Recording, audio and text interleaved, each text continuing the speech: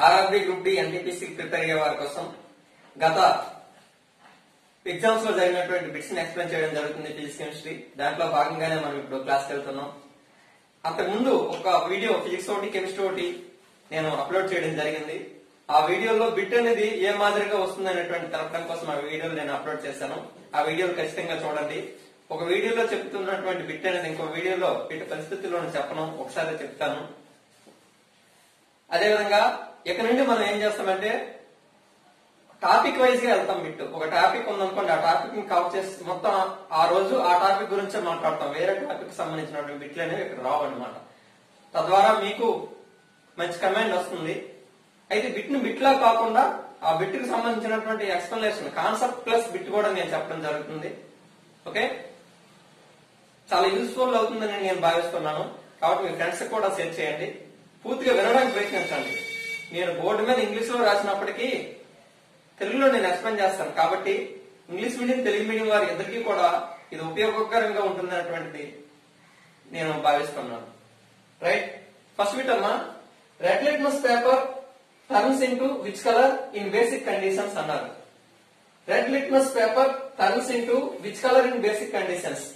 Option A violet colour, option B blue colour, option C red colour, option D no change అన్నారు. అంటే క్షారంలో red colour litmus paper అనేది, ఎరుపు రంగు litmus paper అనేది ఏ విధంగా మారుతుంది అని అడిగాడు. Okay, option A violet colour అంటే ఊదా రంగు, option B blue colour, option C red colour ఎరుపు రంగు, ఆప్షన్ డి నో చేంజ్, ఎటువంటి మార్పు లేదు. అయితే ఈ బిట్ చేసే ముందు కొన్ని ఫండమెంటల్స్ అనేవి మనం తెలుసుకుందాం. యాసిడ్ అంటే ఏంటి, అసలు బేస్ అంటే ఏంటి, ఆమ్లం అంటే ఏంటి, క్షారం అంటే ఏంటి అని తెలియకుండా నేను ఈ బిట్ చెప్పినా మీకు అర్థం కాదు. కాబట్టి తెలుసుకున్నటువంటి ప్రయత్నం అయితే చేయండి. నోట్స్ నీట్ గా రాసుకోండి. Okay, right. చూడమ్మా, యాసిడ్ అంటే తెలుగులో ఆమ్లము అంటారు. ఏమంటారు? ఆమ్లము. ఈ ఆమ్లము అనేటువంటి పదం, యాసిడ్ అనేటువంటి పదం అనేది ఎసీర్ అనేటువంటి లాటిన్ పదం నుండి వచ్చింది. ఎక్కడి నుండి వచ్చింది? లాటిన్ పదం. యాసిడ్ అనేటువంటి పదం అనేది ఎసీర్ అనేటువంటి లాటిన్ పదం నుండి వచ్చింది.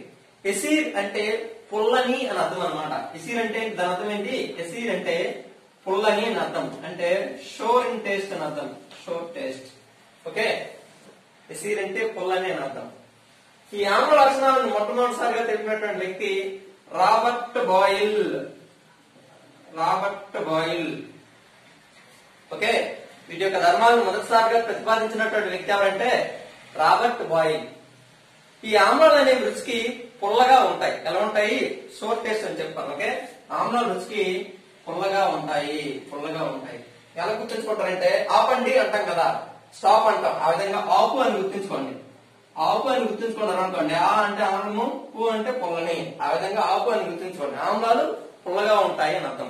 ఓకే, ఆమ్లాలు ఎలా ఉంటాయి? రుచికి పుల్లగా ఉండడం అనేది జరుగుతుంది. క్లియర్? అయితే ఆమ్లాలు అనేవి బ్లూ లిట్మస్ పేపర్ ని ఓకే, నీల రంగులో ఉన్నటువంటి లిట్మస్ పేపర్ ని ఆమ్లాల దగ్గరగా తీసుకెళ్ళినట్లయితే ఎలా మారుస్తాయమ్మా? రెడ్ గా మారుస్తాయి. Okay, in acids blue litmus turn into red colour. Right, blue litmus ని రెడ్ గా మార్చేవి ఏవి అంటే యాసిడ్స్. ఏవి? యాసిడ్స్. BRAU అని గుర్తుంచుకోండి. BRAU. Okay, BRAU.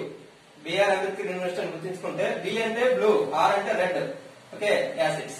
Blue litmus red గా మార్చేవి యాసిడ్స్ అన్నమాట. ఓకే, ఆమ్లాలు. అలా కాకుండా రెడ్ లిట్మస్ బ్లూ గా మార్చేయనుకోండి, వాటిని బేసెస్ అంటారు. ఏమంటారు? క్షారాలు అంటారు.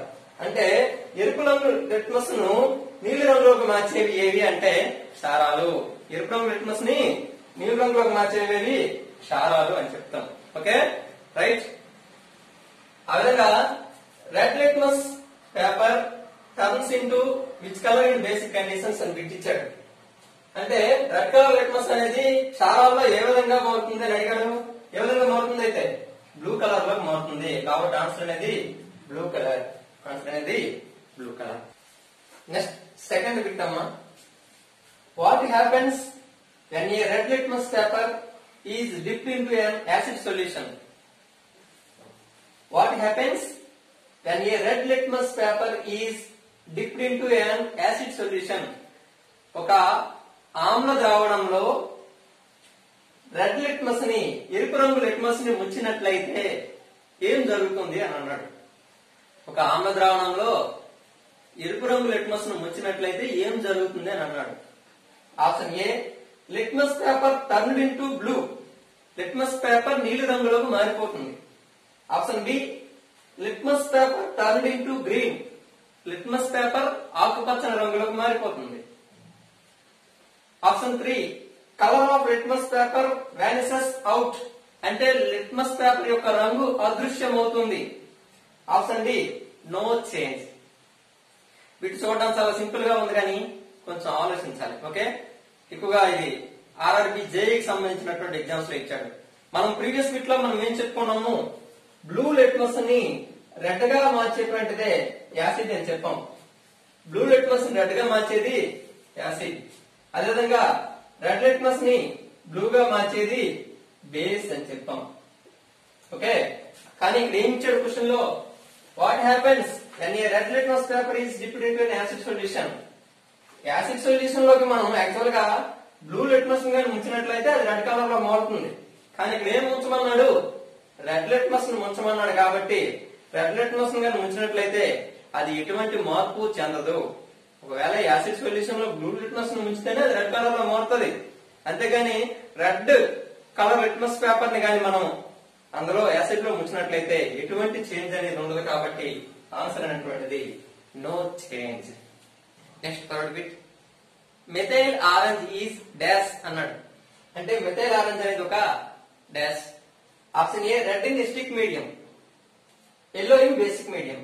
అంటే ఆమ్ల ద్రావణంలో ఎరుపుగా ఉంటుంది, క్షార ద్రావణంలో పసుపుగా ఉంటుంది. Option B, yellow in acidic medium, అంటే ఆమ్ల ద్రావణంలో పసుపుగా ఉంటుంది.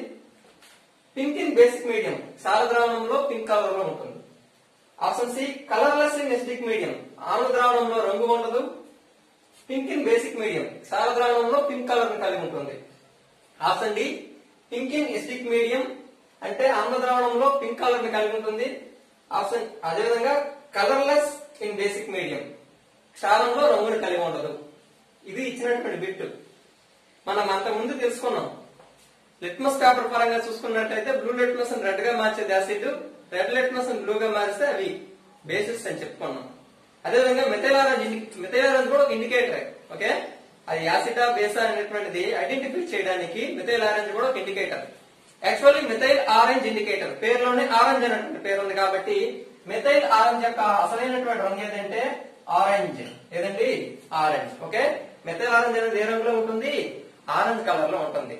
ఈ మెథైల్ ఆరెంజ్ అనేది యాసిడ్ లో కానీ వేసినట్లయితే అది రెడ్ కలర్ లో మారుతుంది. ఏ కలర్ లో మారుతుంది, రెడ్ కలర్ లో మారుతుంది. ఓకే, మెథైల్ ఆరెంజ్ ఇండికేటర్ అనేది ఎసిడిక్ మీడియం ఏ విధంగా ఉంటుంది, రెడ్ కలర్ లో ఉంటుంది. అదేవిధంగా క్షారంలో కానీ వేసినట్లయితే పసుపు రంగులోకి మారుతుంది. ఏ రంగులోకి, పసుపు రంగులోకి మారుతుంది. ఓకే, ఇక్కడ 3 పాయింట్లు మనం గుర్తుంచుకోవాలమ్మా. మెథైల్ ఆరెంజ్ యొక్క ఒరిజినల్ కలర్ ఏంటంటే ఆరెంజ్ కలర్. అది ఎసిడిక్ మీడియం లో ఏ రంగుని ఎగ్జిబిట్ చేస్తుంది అంటే రెడ్ కలర్ ని, ఆమ్ల ద్రావణంలో ఎరుపు రంగుని ఇస్తుంది. అదేవిధంగా బేస్ క్షార ద్రావణంలో ఏ రంగుని ఇస్తుంది అంటే ఎల్లో కలర్ ఇస్తుంది. కాబట్టి ఇచ్చినటువంటి ఆప్షన్ ఏమవుతుందంటే red in acidic medium, yellow in basic medium అనేటువంటిది ఆన్సర్ అవుతుంది అనమాట. ఓకే, నెక్స్ట్ బిట్ అమ్మా, in the presence of normal acids phenolphthalein colour remains అన్నాడు. In the presence of normal acids, phenolphthalein color remains. Option A, pink. Option B, colorless. Option C, orange. Option D, red. Acids లో అంటే ఆమ్లాలో ఫినాల్ఫథాలిన్ సూచిక యొక్క రంగు ఏది అని ఇచ్చాడు question.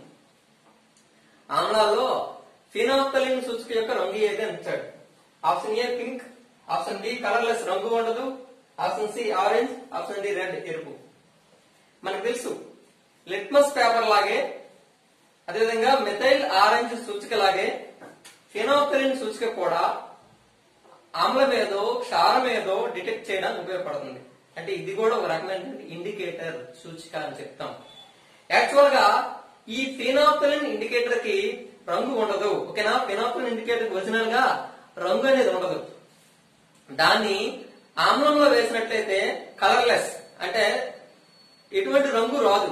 కానీ క్షారంలో వేసినట్లయితే పింక్ లేదా వైలెట్ కలర్ లో మారుతుంది. ఎలా మారుతుంది? పింక్ లేదా వైలెట్ కలర్ లో మారుతుంది. ఓకే, ఫినాల్ఫథలిన్ సూచిక యొక్క ఒరిజినల్ కలర్ ఏంటి? ఒరిజినల్ గా దానికి కలర్ అనేది ఉండదు, కలర్లెస్. ఓకే, ఒరిజినల్ గా కలర్లెస్. కానీ అదేవిధంగా ఎస్టిక్ మీడియం ఏ విధంగా ఉంటుంది? యాసిడ్ లో కానీ వేసినట్లయితే, ఆమ్లంలో వేసినట్లయితే ఎటువంటి రంగును ఇవ్వదు. కాబట్టి ఎస్టిక్ మీడియం లో కూడా కలర్లెస్ అలాగే ఉంటది అనమాట, కలర్లెస్. కానీ బేసిక్ మీడియం లో మాత్రం, క్షార ద్రావణంలో మాత్రం పింక్ లేదా వైలెట్ కలర్ లోకి టర్న్ అవుతుంది అనమాట. పింక్ లేదా వైలెట్ కలర్ లోకి టర్న్ అవుతుంది. ఓకే, అర్థమైంది కదా? అయితే బిట్ ఏమి ఇచ్చాడు? The presence of normal acids phenolphthalein colour. Normal acids లో ఫినాల్ఫథలిన్ కి ఎటువంటి చేంజ్ అనేది ఉండదని చెప్పాం కాబట్టి కలర్లెస్ అనేటువంటిది ఆన్సర్.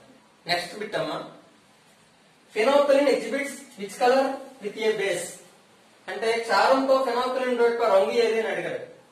ఓకే, మనం గత బిట్ లో చెప్పుకున్నాం. క్షారంలో ఫినాల్ఫథలిన్ ద్రావణాన్ని కానీ వేసినట్లయితే అది ఏ కలర్ లో మారుతుందని చెప్పాము? పింక్ ఆర్ వైలెట్ అని చెప్పాం. Pink are violet. కాబట్టి ఆన్సర్ ఏమవుతుంది? పింక్ అవుతుంది. ఇప్పుడు క్లాస్ వింటున్నటువంటి వారు నా స్టూడెంట్స్ బోల్డ్ మంది ఉంటారు. కెన్ హైదరాబాద్, అదేవిధంగా సైన్ ఐకేఎస్ అకాడమీ తిరుపతి, వైజాగ్ విన్స్, విజయనగరం ఆర్ఎస్ రెడ్డి, ఇంకా ఆంధ్ర తెలంగాణలో ఉన్నటువంటి నా స్టూడెంట్స్ అందరికీ కూడా ఇది ఉపయోగపడుతుంది అనుకుంటున్నాను. నా స్టూడెంట్స్ ఎవరైనా ఈ క్లాస్ వింటున్నట్లయితే కింద కామెంట్ సెక్షన్ లో మీ యొక్క అభిప్రాయాన్ని తెలియజేయండి, మీ ఫ్రెండ్స్ కూడా షేర్ చేయండి. ఓకే, నెక్స్ట్ బిట్ అమ్మా, what happens when carbon dioxide is react with water. Carbon dioxide water తో రియాక్ట్ అయితే ఏం జరుగుతుందని అడిగాడు. What happens when carbon dioxide is react with water? Option A, oxygen is formed, oxygen ఏర్పడుతుందా? Option B, carbon monoxide CO is formed. Okay, option C, H2CO3. H2CO3 అంటే carbonic acid, carbonic ఆమ్లము అంటామమ్మా. Carbonic ఆమ్లం ఏర్పడుతుందా? Option D, no change, ఎటువంటి మార్పు ఉండదు. ఇది తెలుసుకునే ముందు కొంచెం బేసిక్స్ లోకి వెళ్దాం. Okay, right. యాక్చువల్ గా ఆమ్లాలు అనేవి ఏ విధంగా ఏర్పడతాయి? ఓకే, ఆమ్లాలు అనేవి ఏ విధంగా ఏర్పడతాయి అంటే, యాసిడ్స్ అనేవి ఏ విధంగా ఏర్పడతాయి అంటే, అలోహ ఆక్సైడ్లు. ఏంటమ్మా? అలోహ ఆక్సైడ్లు అంటే నాన్ మెటాలిక్ ఆక్సైడ్స్. అలోహ ఆక్సైడ్ అనేవి వాటర్ తో రియాక్ట్ అవ్వాలి. Okay, non metallic oxides are react with water to give acids. ఈ విషయం మాత్రం మనకి ఖచ్చితంగా తెలియాలి. అలోహ ఆక్సైడ్లను నీటిలో కరిగించినప్పుడు ఆమ్లాలు ఏర్పడతాయి. అయితే లోహం అంటే ఏంటి, అలోహం అంటే ఏంటి? చిన్న డౌట్ వస్తుంది. లోహం అంటే ఏంటి, అలోహం అంటే ఏంటి? ఓకే, పని ఇక్కడే చెప్పేద్దాం. లోహం అంటే ఏంటి, అలోహం అంటే ఏంటి అనేది. మెటల్స్ అంటారు, లోహాల్ని మెటల్స్ అంటారు. ఓకే, అలోహాలు ఏమంటాము?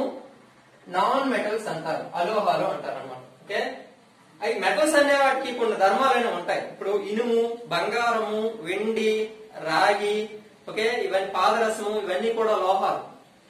మనకి 118 మూలకాలు ఉన్నాయి. మొత్తం ఆవర్తన పట్టికలు 118 మూలకాలు ఉన్నాయి ప్రెసెంట్. అంటే ఫ్రమ్ హైడ్రోజన్ అనేది మొదటి మూలకం అయితే 118 అగ్నిస్సాన్. ఓకే, అగ్నిస్సాన్ అనేటువంటి ఓజీ అనేటువంటిది లాస్ట్ 118 ఎలిమెంట్ అన్నమాట.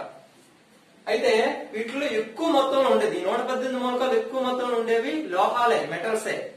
అయితే పలాంటి లోహము, పలానా మూలకం లోహం అనేటువంటిది మనం ఏ విధంగా ఐడెంటిఫై చేయగలము అంటే దానికి శాస్త్రవేత్తలు కొన్ని రూల్స్ అనేవి పెట్టారు. మొదటిది, లోహం అనే దానికి లస్ట్రస్ ప్రాపర్టీ అంటే మెరిసే స్వభావం ఉంటది. సపోజ్ ఇనుము అనేది ఒక లోహము. ఇప్పుడు మనకి సైకిల్ ఉంటది, పింపురు అంటాం. అంటే మా ఇక్కడ ఆంధ్ర భాషలో పింపురు అంటారు, రస్ట్ అంటాం అనమాట. తుప్పు పెట్టింది అనుకోండి, తుప్పు పెట్టినా కొంచెం గీకితే చిన్న మెరుపు అనేది కనబడుతుంది, ఎందుకంటే అది లోహం కాబట్టి. దట్ మీన్స్ లోహాలు అనేవి మెరుపును కలిగి ఉంటాయి. బంగారం మెరుస్తుందా లేదా, వెండి మెరుస్తుందా లేదా, పాదరసం మెరుస్తుందా లేదా, ఆ విధంగా లోహాలు మెరిసే స్వభావం కలిగి ఉంటాయి. అంటే లోహాలకు ఉన్నటువంటి ప్రథమ ధర్మం ఏదంటే లస్ట్రస్ ప్రాపర్టీ అంటాం. రెండవది సొనారిటీ ఆర్ సొనారస్. సొనారస్ అంటే శబ్దాన్ని ఇచ్చేటువంటి గుణము. లోహాలు శబ్దాన్ని చేస్తాయి. ఇనుమైనటువంటి శబ్దం చేస్తుందా లేదా? ప్రతి లోహము ఎంతో కొంత శబ్దం అనేది చేస్తుంది అనమాట. నెక్స్ట్ మూడవది తాంతవత. తాంతవత అంటే తీగలుగా సాగేటువంటి గుణం అనమాట. డక్టిలిటీ అంటారు. ఓకే, డక్టిలిటీ తీగలుగా సాగడం అని చెప్తాం. ఈ తాంతవత అంటే ఇప్పుడు వెండి గాని బంగారం గాని ప్లాటినం గాని తీగలుగా సాగుతున్నాయా లేదా? ఈ తీగలుగా సాగే గుణం అనేది లోహాలకు ఉంటది. అన్ని లోహాల్లోనూ తీగలుగా సాగే గుణం దేనికి ఎక్కువ? ఏ లోహానికి ఎక్కువ అంటే ప్లాటినంకి ఎక్కువ. దేనికి ఎక్కువమా? ప్లాటినం. నెక్స్ట్ నాలుగోది మెలబిలిటీ. మెలబిలిటీ అంటే అగాధ వర్ధనీయత అంటారమ్మా. అగాధ వర్ధనీయత. అగాధ వర్ధనీయత అంటే రేకులుగా సాగేటువంటి గుణం అన్నమాట. రేకులుగా సాగేటువంటి గుణాన్ని అగాధ వర్ధనీయత అంటారు. ఓకే, పైన రూఫ్ వేస్తాం అంటే ఐరన్ తో వేస్తారు. బంగారం కూడా రేకులుగా సాగదీస్తారు. ఓకే, ఈ విధంగా రేకులుగా సాగేటువంటి గుణం అనేది లోహాలకు ఎక్కువగా ఉంటది. అయితే ఈ లోహాలన్నింటిలోనూ రేకులుగా సాగేటువంటి గుణం దేనికి ఎక్కువ అంటే బంగారానికి ఎక్కువ. దేనికి ఎక్కువ? బంగారానికి ఎక్కువ. నెక్స్ట్ ఎలక్ట్రికల్ కనెక్టివిటీ అంటే విద్యుత్ వాహకత. విద్యుత్ వాహకత. ఎలక్ట్రికల్ కనెక్టివిటీ అంటే విద్యుత్ వాహకత అంటే విద్యుత్తును తప్పకుండా ప్రసారం చేయాలి. బంగారం గాని వెండి గాని రాగి గాని ఇవన్నీ కూడా తన గుండా విద్యుత్తును ప్రసారం చేస్తాయి. అయితే వీటన్నింటిలో కూడా అత్యధికంగా విద్యుత్తుని ప్రసారం చేసేటువంటి లోహం ఏదంటే వెండి. వెండి తర్వాత స్థానం రాగిదనమాట. ఓకేనా? తర్వాత ఉష్ణవాహకత. ఉష్ణవాహకత థర్మల్ కండక్టివిటీ. ఒక ఐరన్ రాడ్ తీసుకున్నాం అనుకో, ఒక వైపుని వేడి చేస్తే రెండో వైపు పట్టుకుంటే వేడి ఎక్కుతుందా లేదా? కాలుతుందా లేదా? అంటే ఉష్ణాన్ని తన గుండా ప్రసారం చేస్తుందా లేదా? అదే థర్మల్ కండక్టివిటీ అంటాం. ఉష్ణవాహకత. ఈ ఉష్ణవాహకత కూడా అన్ని లోహాల్లోని వెండికి ఎక్కువ. దాని తర్వాత రాగి. ఇటుతో పాటుగా తుప్పు పట్టడం అనేటువంటి ప్రాపర్టీ ఉంటుంది, రస్టింగ్ ప్రాపర్టీ. ఓకే, ఇవి లోహాలకు ఉన్నటువంటి ధర్మాలు. ఇవి లోహాలకు ఉన్నటువంటి ధర్మాలు. వీటిలో అంటే ఇవన్నీ ఉండాల్సినటువంటి అవసరం లేదు. కొన్ని ఉన్నా సరే లోహాలుగా పరిగణిస్తారు. ఓకే, కొన్ని స్పెషల్ కేసెస్ లో. ఇవేవి లేవు అనుకోండి, వాటిని ఏమంటామంటే నాన్ మెటల్స్ అంటాం. అలోహాలు అంటే లోహాలకు ఉన్నటువంటి ధర్మాలు అనేవి నాన్ మెటల్స్ అనేటివి మాక్సిమం ఉండవు అనమాట. ఓకేనా? రైట్, వాటిని నాన్ మెటల్స్ అని చెప్తారు. వీటి గురించి కంప్లీట్ గా తర్వాత బిట్లో వచ్చినటువంటి సందర్భంలో మనం మాట్లాడుకుందాం. ఓకే, లోహాలకు ఉన్నటువంటి ధర్మాలు నాన్ మెటల్స్ కి ఉండవు. మనకి పీరియాడిక్ టేబుల్ లో నాన్ మెటల్స్ ఏవి? అలోహాలు ఏంటి? ఓకే, సో కార్బన్ అనేటువంటి ఒక అలోహం, నైట్రోజన్ అనేటువంటి ఒక అలోహం, oxygen, chlorine, bromine, iodine, phosphorus, sulphur ఇవన్నీ కూడా మనకి ఏమవుతాయంటే అలోహాలు అవుతాయి. ఓకే, కార్బన్ అయితే ఇవే కాదు, కొన్ని చెప్పాను అనమాట. Carbon, nitrogen, oxygen, chlorine, bromine, iodine, phosphorus, sulphur ఇవన్నీ అలోహాలు. ఇప్పుడు మన కాన్సెప్ట్ లోకి వద్దాం. అలోహ ఆక్సైడ్లు అన్నారు. కార్బన్ అనేది ఒక అలోహమా కాదా? అలోహమా కాదా? రైట్, కార్బన్ అలోహ ఆక్సైడ్ అన్నాడు కాబట్టి కార్బన్ డైఆక్సైడ్ అనేది ఒక అలోహ ఆక్సైడ్, నాన్ మెటాలిక్ ఆక్సైడ్ అన్నమాట. దాన్ని దేంతో రియాక్ట్ చెందించాలి? వాటర్తో రియాక్ట్ చెందించాలి. Carbon dioxide plus H2O gives ఏమవుతుంది? H2CO3. దీన్ని మనం ఏమంటాము? కార్బోనిక్ ఆమ్లము అంటాం. కార్బోనిక్ ఆమ్లం. ఇప్పుడు మనం సోడా తాగుతున్నాం కదా, సోడా ఏంటండి అసలు? వాటర్ లో ఏం చేస్తారు? గ్యాస్ కొడతారు కదా, ఆ గ్యాసే కార్బన్ డైఆక్సైడ్. ఓకేనా? వాటర్ లో కార్బన్ డైఆక్సైడ్ గ్యాస్ కొడతారు, వచ్చేది ఏంటి? కార్బోనిక్ యాసిడ్ అన్నమాట. For example SO2. S అనేటువంటిది సల్ఫర్ అనేటువంటిది ఒక అలోహం. SO2 అనేది సల్ఫర్ డైఆక్సైడ్ అంటే ఒక నాన్ మెటాలిక్ ఆక్సైడ్, ఒక అలోహ ఆక్సైడ్. దీని వాటర్ తో రియాక్ట్ చెందించమనుకోండి, H2SO3. దీన్ని సల్ఫ్యూరస్ ఆమ్లము అంటారు. ఏమంటారు? సల్ఫ్యూరస్ ఆమ్లము. ఫర్ ఎగ్జాంపుల్ ఇంకోటి తీసుకోను, SO3. ఓకే, SO3 అనేటువంటిది కూడా ఒక అలోహ ఆక్సైడ్. దీన్ని వాటర్తో రియాక్ట్ చెందించమనుకున్నప్పుడు ఏమొస్తుంది? H2SO4 అంటే సల్ఫ్యూరిక్ యాసిడ్ వస్తుంది. ఏమొస్తుంది? Sulphuric acid. సో బిట్లో ఏమిచ్చాడు? What happens? Carbon dioxide is react with water అన్నాడు. కార్బన్ డైఆక్సైడ్ వాటర్ తో రియాక్ట్ చేస్తే ఏమొస్తుంది? H2CO3 కార్బోనిక్ ఆమ్లం అనేది వస్తుంది. గుర్తుంచుకోండి, నేను చెప్పిన ప్రతి మాట కూడా ఒక బిట్టే. Next bit, in tomato which acid is present? టమాటోలో ఉన్నటువంటి ఆమ్లం ఏది అన్నాడు. ఆప్షన్ ఏ ఫాస్ఫోరిక్ ఆమ్లము, phosphoric acid. Option B tartaric acid. Option C oxalic acid. Option D lactic acid. Generally acids are two types. ఆమ్లాలు అనేవి రెండు రకాలమ్మా. మొదటిది సహజ ఆమ్లాలు అంటే నేచురల్ యాసిడ్స్ అన్నమాట. రెండవది రసాయన ఆమ్లాలు, కెమికల్ యాసిడ్స్ అన్నమాట. ఈ సహజ ఆమ్లాలు అనేటువంటి వాటిని మొక్కల నుండి, జంతువుల నుండి మనం సేకరించడం అనేది జరుగుతుంది. Which are update from plants and animals. ఇవి మాత్రం లాబొరేటరీలో ప్రిపేర్ చేయడం జరుగుతుంది. ఓకే, కెమికల్ యాసిడ్స్ అనేవి లాబొరేటరీలో ప్రిపేర్ చేయడం జరుగుతుంది. అయితే మొక్కల నుండి జంతువుల నుండి సేకరించినవి ఏమని చెప్పాను, సహజ ఆమ్లం అని చెప్పాను. ఫర్ ఎగ్జాంపుల్ చింత అనేటువంటి ఉందనుకోండి, చింత టామరిన్ అంటాం. ఈ చింతలో ఉన్నటువంటి యాసిడ్ ఏదంటే టాటారిక్ యాసిడ్, టాటారిక్ ఆమ్లం. అదేవిధంగా ఎర్ర చీమ, రెడ్ యాంట్ అంటాం. ఎర్ర చీమ, ఈ ఎర్ర చీమలో ఉన్నటువంటిది ఫార్మిక్ యాసిడ్, ఫార్మిక్ యాసిడ్ అంటాం. ఏమంటాము, ఫార్మిక్ యాసిడ్ అన్నా మిథనాయిక్ యాసిడ్ అన్నా ఒకటే. ఓకే, HCOOH అంటాం. ఫార్మిక్ యాసిడ్ అన్నా మిథనాయిక్ యాసిడ్ అన్నా ఒకటేనండి. ఓకే, అదేవిధంగా యూరిన్, యూరిన్ లో ఉన్నటువంటిది యూరిక్ ఆమ్లము. నెక్స్ట్ వేరుశనగ, గ్రౌండ్ నట్, వేరుశనగలో ఉన్నటువంటిది అరాకిడోనిక్ యాసిడ్, అరాకిడోనిక్ యాసిడ్. అదేవిధంగా యాపిల్ లో ఉన్నటువంటిది మాలిక్ యాసిడ్. యాపిల్ లో ఉన్నటువంటిది ఏదండి, malic acid, malic acid. Okay, tomato, పుచ్చకాయ, టమోటా అదేవిధంగా వాటర్ మిలాన్ ఉన్నటువంటిది ఆక్సాలిక్ యాసిడ్. ఆక్సాలిక్ యాసిడ్ అనేది ఉంటుందండి. టమోటాలోని పుచ్చకాయలో ఏముంటుంది, ఆక్సాలిక్ యాసిడ్ అనేటువంటిది ఉండడం జరుగుతుంది అనమాట. ఓకే, నెక్స్ట్ ఉసిరికలో ఉండేది ఆస్కార్బిక్ యాసిడ్. ఉసిరికలో ఉండేటువంటిది ఏది, ఆస్కార్బిక్ యాసిడ్, ఆస్కార్బిక్ యాసిడ్. నిమ్మలో ఉన్నటువంటిది సిట్రిక్ యాసిడ్. ఏంటండి, సిట్రిక్ యాసిడ్. రైట్. ఓకే, ఇవన్నీ కూడా నేచురల్ అన్నమాట, నేచురల్ యాసిడ్స్. అయితే టమోటా నుండి ఏ యాసిడ్ వస్తుందని అడిగాడు కాబట్టి మనకి తెలుసు. ఓకే, టమోటా నుండి ఏమొస్తుంది, ఆక్సాలిక్ యాసిడ్ అనేది వస్తుంది. ఇది వీటికి సంబంధించినటువంటి ఆన్సర్. నెక్స్ట్ అమ్మా, 8th బిట్.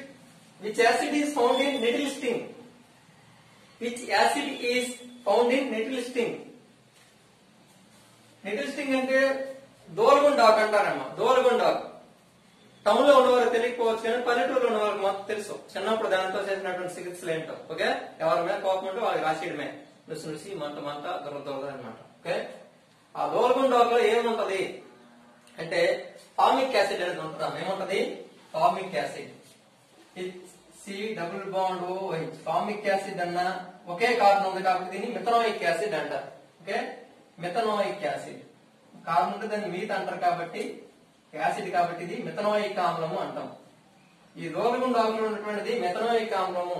ఓకే, లేదా ఫార్మిక్ యాసిడ్ అనేటువంటిది ఉంటది అనమాట. Next 9th bit, 9th bit అమ్మా. Formic acid is obtained from.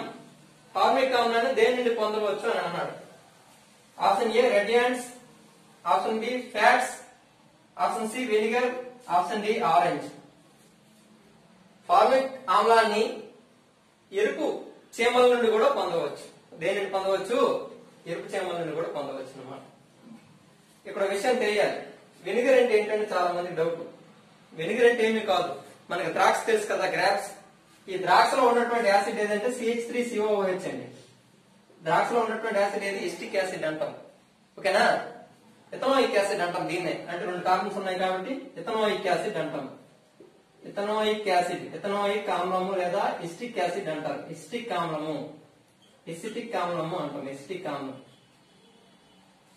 ఈ 5 to 8%, 5 to 8% మిథనాయిక్ ఆమ్లము, 5 to 8% ఇథనాయిక్ ఆమ్లము లేదా ఎస్టిక్ ఆమ్లాన్ని మనం ఏమంటామంటే వెనిగర్ అని చెప్తారు. ఏమని చెప్తారు, వెనిగర్. ఓకే, అంటే దీన్ని ఎక్కడి నుండి ఎక్స్ట్రాక్ట్ చేస్తారంటే యాపిల్. దీని నుండి యాపిల్ నుండి గుర్తుంచుకోండి. ఓకే, వెనిగర్ అన్నా అంటే వెనిగర్ అంటే ఏంటి, 5 to 8% ఎస్టిక్ యాసిడ్ అనమాట. ఎక్కడ నుంచి తీసుకొస్తారంటే దాన్ని ద్రాక్ష నుండి సేకరిస్తున్నట్టు విషయం మనం గుర్తుంచుకోవాలి. తెలిసిన చాలా సార్లు ఆ బిట్ అనేది అడుగుతున్నాడు కాబట్టి. నెక్స్ట్ అమ్మా 10th bit. Which acid is found in Apple? Apple లో ఉన్నటువంటి ఆమ్లం ఏది అని అడిగాడు. ఓకే, యాపిల్ లో ఉన్నటువంటి ఆమ్లము మాలిక్ ఆమ్లము. ఇది మాలిక్ ఆమ్లం అనేటువంటిది యాపిల్ లో ఉంటది. ఓకే, ఇంతవరకు మనం యాసిడ్ బేసిస్ సంబంధించినటువంటి బిట్లను డిస్కస్ చేసుకున్నాం. తర్వాత క్లాస్ లో కూడా యాసిడ్స్ అండ్ బేసిస్ ఉంటది. ఇంకా యాసిడ్స్ సంబంధించినటువంటి బిట్లు చెప్పుకున్నాం. ఇంకా బేసిస్ అదేవిధంగా న్యూట్రలైజేషన్ తటస్థీకరణానికి సంబంధించి నెక్స్ట్ pH స్కేల్ వీటికి సంబంధించినటువంటి బిట్లు కూడా డిస్కస్ చేసేటువంటి ప్రయత్నం అనేది చేద్దాం. ఓకే, మాది ఒక పల్లెటూరు. అక్కడ నుండి వీడియో అప్లోడ్ చేయాలంటే చాలా ఇబ్బంది నాకు. కొండలెక్కి గొట్టులెక్కి లేదంటే బిల్డింగ్ లెక్కి మరి సిగ్నల్ లేకపోతే నేను అప్లోడ్ చేస్తున్నాను. సో నేను ఎంత కష్టపడుతున్నటువంటి విషయం నాకు మాత్రమే తెలుసు. చూసేవారికి చాలా సింపుల్ గా ఉండొచ్చు, కానీ ఇక్కడ ఈ వీడియో చూసినటువంటి వాళ్ళు ఒక్కరైనా నిజాయితీగా మొత్తం వీడియో చూసి బాగుపడతారు, వాళ్ళ లైఫ్ లో బాగుపడతాయనే ఉద్దేశంతో నేను చేస్తున్నాను. నాకు ఎటువంటి స్వార్థం లేదు ఇందులోని. నాకు దీని ఎటువంటి రెవెన్యూ కూడా రావడం లేదు. ఓకే, ప్రజెంట్ అయితే రాదు, కానీ నేను చేస్తున్నానంటే నాకున్నటువంటి ఆత్మసంతృప్తి కోసమే. ఓకే, అమ్మ కంప్లీట్ గా ఆహారాన్ని ఎంతో ఇష్టపడి వండిన తర్వాత పిల్లవాడు తినకపోతే ఎంత బాధపడుతుందో, మేము కూడా కష్టపడి అంత శ్రమించేసి చెప్పిన తర్వాత మీరు అదోలా చూస్తారు అనుకోండి, ఏదోలా నెగ్లిజెన్స్ చేస్తే మాకు కూడా ఎంత బాధ అనిపిస్తుంది. ఓకే, కానీ ఆ విన్న ఒకరి కోసమో ఇద్దరి కోసం అయినా సరే నేను చెప్పాలి. Clear? Thank you for watching this video. ఈ వీడియో కనుక మీకు నచ్చినట్లయితే లైక్ చేయండి, షేర్ చేయండి. Thank you.